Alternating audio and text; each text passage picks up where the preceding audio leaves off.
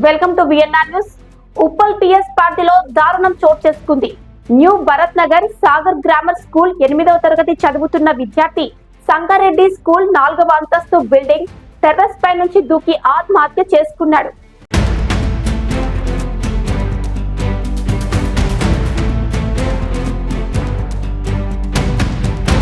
స్థానికంగా ఉండే private hospital కి తరలించగా అప్పటికే విద్యార్థి మరణించినట్లుగా తెలిపిన వైద్యులు